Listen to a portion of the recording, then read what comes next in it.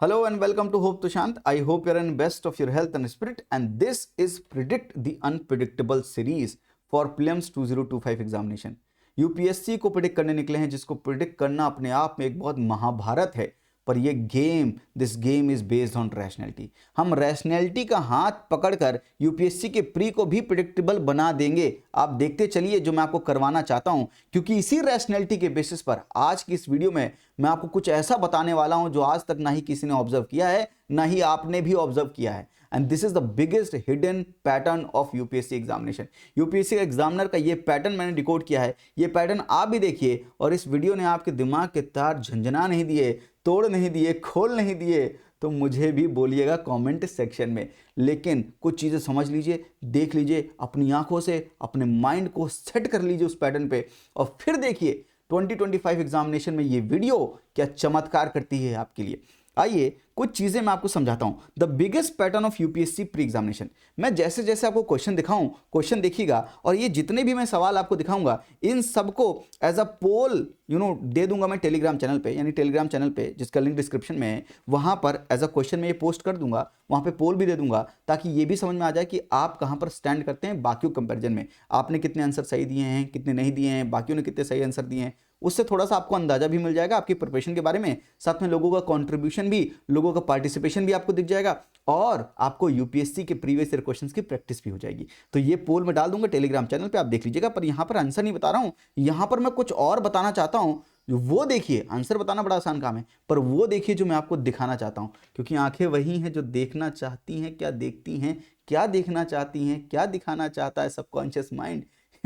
ये मैं क्या बोल रहा हूँ, इसका मतलब भी कमेंट बॉक्स में बताइएगा कि आंखें वही हैं, देखना क्या चाहती हैं डिपेंड करता है सबकॉन्शियस माइंड क्या दिखाना चाहता है। ध्यान दीजिएगा। Consider the following international languages: Arabic, French, Spanish. Correct sequence of the language given above in the decreasing order of their number of their speakers is.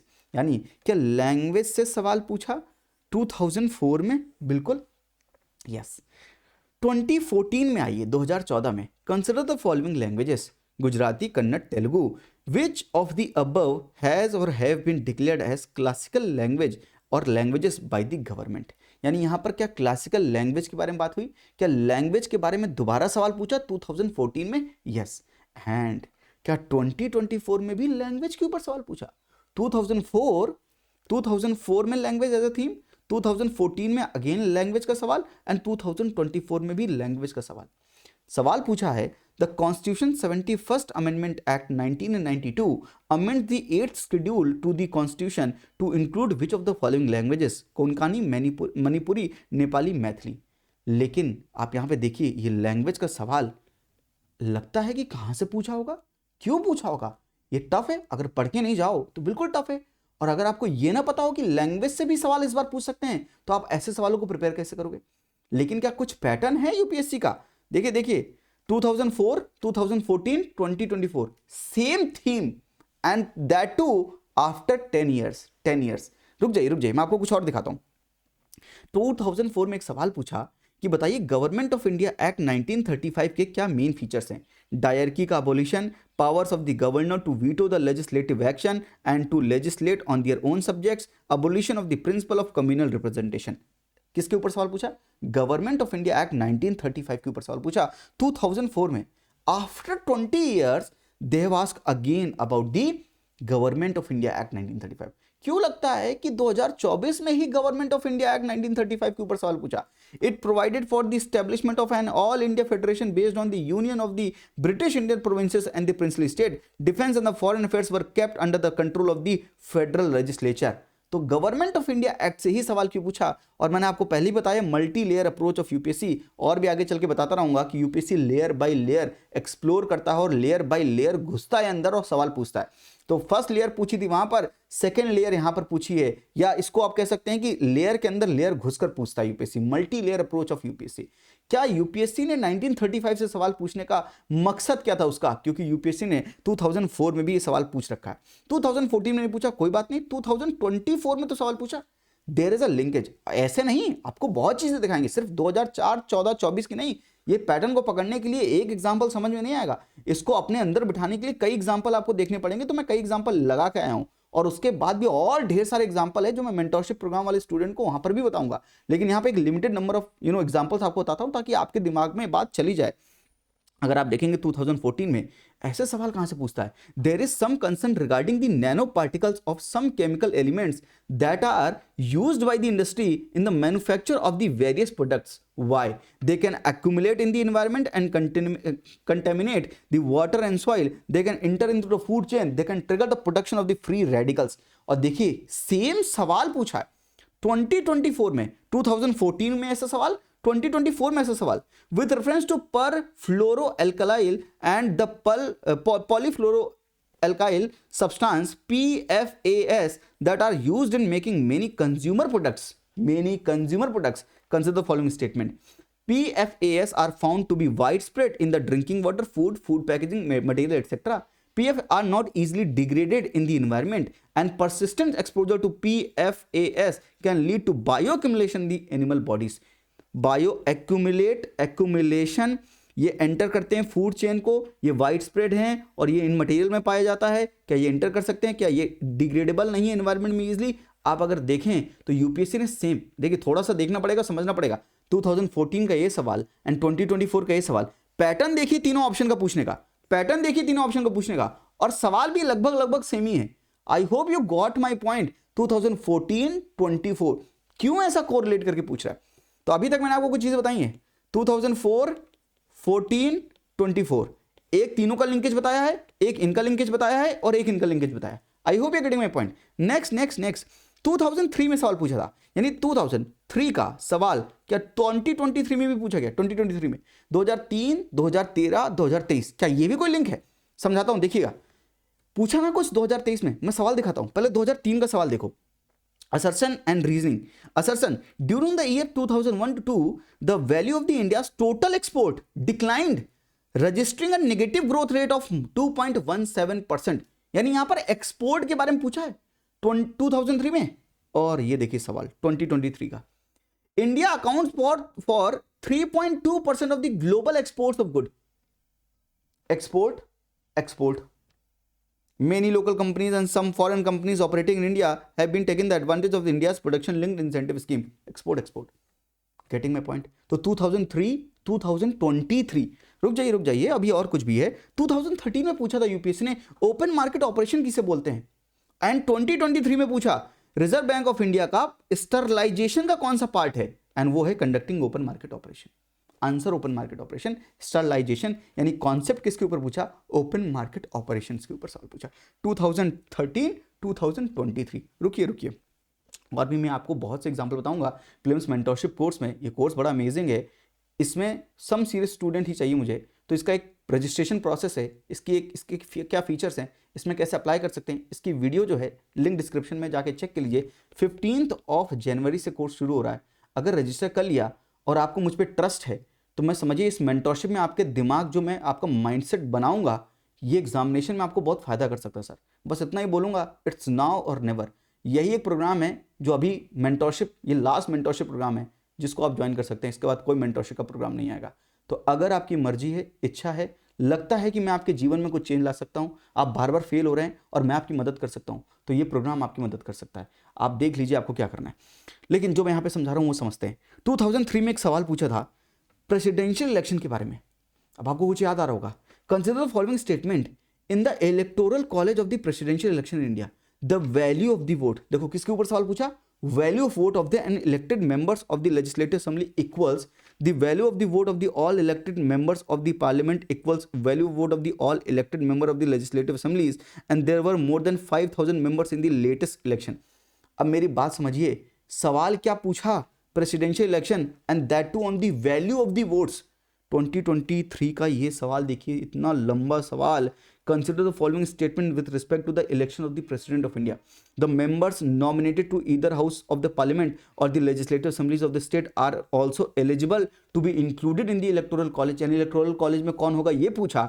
And these are statement about the value of the votes. Higher the number of the elective assembly seats, higher is the value of the vote of each MLA of that state, and the value of the vote of each MLA of the Madhya Pradesh is greater than that of the Kerala। ये value of vote कहां पहुंच गया, presidential election कहां पहुंच गया, presidential election with the current affair का वो context, and 2003 and 2013 they both are related. मैंने कहा था तार खोल दूंगा, अभी रुक जाओ, मैं 2025 के लिए क्या इंपॉर्टेंट है ये भी बताऊंगा। ये देखिए चार्टर एक्ट ऑफ 1833 के ऊपर पूछा था 2003 में, चार्टर एक्ट 13 के ऊपर पूछा था, 1833 के बारे में पूछा था। Which of the following is not the provision was not made in the Charter Act of 1833? और ये ऐसा सवाल पूछा है, और ध्यान से अगर इस स्टेटमेंट पढ़ें और ये चार्टर एक्ट 1833 के बारे में देखें तो 2023 में भी which of the following one of the following acts was the Governor General of the Bengal designated as the Governor General of India? कौन सा एक्ट से जीजीबी को जीजीआई बनाया? क्या वो 1833 नहीं है? 13 बोल रहा हूं, पता नहीं क्यों 1833 नहीं है क्या? तो 2003 से जो चार्टर एक्ट ऑफ 1833 था वही चार्टर एक्ट 1833 से सवाल पूछा 2023 में। I hope I have given you enough example. तो अगर आप मेरी बात समझ रहे हैं तो 2000 रुक जाइए जस्ट अ सेकेंड, 2004, 2014, 2024 इसका रिलेशन मैंने दिखाया। फिर मैंने यहाँ पे रुका नहीं, मैंने आपको 2003, 2013 एंड 2023 का रिलेशन बताया। अगर ये रिलेशन ट्रू हैं और इनके जैसे और भी रिलेशन ट्रू हैं, जो कि मैं आपको पूरा खोल के मेंटरशिप स्टूडेंट को बताऊंगा माइंडसेट बिल्ड करने के लिए भाई, वहाँ पे और चीज़ें मैं आपको बताऊंगा, और वहाँ पे प्रीवियस ईयर क्वेश्चंस का पूरा एनालिसिस करेंगे, पूरे फीचर्स उसके वो हम सब करेंगे। लेकिन ये बात भी समझिए, क्या 2005 आप सबके लिए बता रहा हूँ यूट्यूब वालों, 2015 और 1995 अगर इनको कोरिलेट करें तो उनसे क्या हमें समझ नहीं आ सकता कि 2025 में कौन से इंपॉर्टेंट टॉपिक हो सकते हैं? जैसे कि मैं आपको एक चीज़ बताता हूँ, जैसे कि एक चीज़ सुनो जो मैं आपको बताना चाह रहा हूँ, और ये बड़ा इंपॉर्टेंट है और इस बार ये पूछा जाएगा। विच ऑफ द फॉलोइंग, ये टॉपिक मैं आपको दे के जा रहा हूँ, ये पढ़े नहीं तो फिर मत कहना कि बताया नहीं था। Which one of the following is incorrect in the respect to local government in India? Local self government के ऊपर सवाल पूछा था 1995 में। कोरिलेशन देखना, 2005 में सवाल पूछा है, consider the following statement, part 9 of the constitution of India contains provisions of the panchayat and was inserted by the constitution. कौन सा अमेंडमेंट एक्ट? ठीक है, part 9A of the constitution contains the provision for the municipality. यानी कहां से सवाल पूछा? Again local self government से। कब पूछा? 2005 में। 1995, 2005 and 2015। The fundamental object of the Panchayati Raj system is to ensure which of the following? The people participation in the development, political accountability, democratic decentralization, financial mobilization। 2015 में again किसके ऊपर पूछा? Local self government के ऊपर सवाल पूछा। 1995, 2005, 2015 and sir why not 2025? क्या नहीं लगता आपको 2025 में लोकल सेल्फ गवर्नमेंट से सवाल पूछा जा सकता है इसी लॉजिक से? क्या ये यूपीएससी का पैटर्न नहीं है पूछने का? 2003, 13, 23, 2004, 14, 24, 2005, 15, 25, और यहां तक कि 5, 15 नहीं बताया मैंने आपको। 1995, 5, 15, क्या 25 हो सकता है? मैंने यहां पे 3 एग्जांपल आपके लिए सेट किए। 1995, 2005, 2015, क्या ये 25 में लोकल सेल्फ गवर्नमेंट नहीं पूछा जाएगा? और पूछा जाएगा तो कौन सी लेयर पूछा जाएगा? क्या अंदर घुस के नहीं पूछा जाएगा? कैसे पूछा जाएगा? अगर ये जानना है कि यूपीएससी सवाल कैसे पूछेगा लोकल सेल्फ गवर्नमेंट से, तो सीडीएस 2021 का सवाल देखिए। Which article of the constitution of India has the provision been made for the reservation of the seats for women in the panchayat? Women एक इंपॉर्टेंट थीम है, पंचायत एक इंपॉर्टेंट थीम है, तो मर्ज करके सवाल पूछ सकता है, बिल्कुल पूछ सकता है। क्या वीकर सेक्शन में वुमेन आती है? क्या वीकर सेक्शन में शेड्यूल कास्ट, शेड्यूल ट्राइब आते हैं? क्या उनको मर्ज करके एक स्टेटमेंट बना के सवाल नहीं पूछा जा सकता? पूछा जा सकता है। इसका आंसर क्या है? 243D। एंड यहां पे देखिए सवाल 2023 का लेटेस्ट सवाल देखिए सीडीएस का। Which of the following statement about the panchayat in India as per the constitution of India is correct? There is a provision for the reservation of the seats for the scheduled caste and the scheduled tribe, vulnerable section, and panchayats are not authorized to collect taxes। ये 2 statement से सवाल पूछा, यानी UPSC क्या 2 themes को मर्ज करके vulnerable section and panchayat को मर्ज करके सवाल पूछ सकता है लोकल सेल्फ गवर्नमेंट से? Answer is yes. And one more thing, 30 years of local self government. क्या इन 30 साल में, ये जो यूपीएससी का एक क्राइटेरिया है, पैटर्न है, 30 इयर्स कंप्लीट होने के बाद पूछता है, 50 इयर्स कंप्लीट होने के बाद पूछता है, 75, 100, क्या 30 years of the local self government, क्या मेंस में सवाल नहीं बन सकता? बन सकता है। क्या प्री में सवाल नहीं बन सकता? बिल्कुल बनेगा सवाल। 2025 में मुझे ऐसा लगता है कि देर इज लार्ज पॉसिबिलिटी, जिस हिसाब से ये यूपीएससी का पैटर्न है, कि there will be a question on the local self government. ये जो आपने पैटर्न पकड़ा, ये डिकोड किया, मैं आप कह सकता हूं यहां पे बैठ के, अभी तक कोई वीडियो आपने नहीं देखी होगी जहां पर ऐसा आपको कभी किसी ने बताया हो। और यही पावर है, यही पावर है जब आप एग्जामिनर के बगल में बैठ के मतलब फिजिकली नहीं पर मेंटली बगल में बैठ के सोचना शुरू करते हैं। You started understanding the examiners mindset.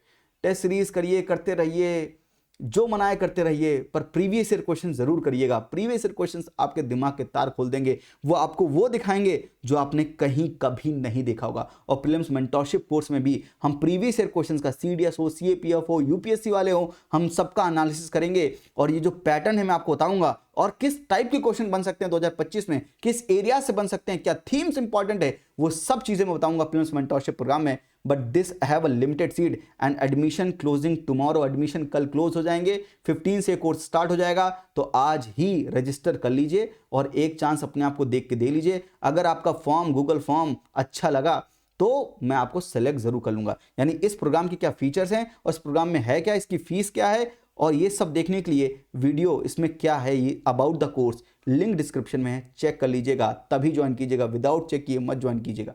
लेकिन अगर आपने ज्वाइन कर लिया और आप सिलेक्ट हो गए, this mentorship will going to change your, क्या बोलूं मैं, मतलब चेंज योर रिजल्ट। अगर फेल होने वाले होंगे तो पास करवा के मानूंगा मैं आपको। मैं पूरी कोशिश करूंगा कि आपका माइंड सेट ऐसा हो जाए कि एग्जामिनर के बगल में आप भी बैठे हों और आप एग्जामिनर के ऊपर स्माइल कर रहे हो कि हमें तो पता था कि आप ये पूछने वाले हो। तब सही ढंग से इस चक्रव्यूह को तोड़ने की तैयारी होगी। आज के लिए इतना ही। अच्छी लगे वीडियो तो शेयर कर दीजिएगा, लाइक कर दीजिएगा और सब्सक्राइब करना बिल्कुल मत भूलिएगा। थैंक यू, नमस्ते, जय हिंद।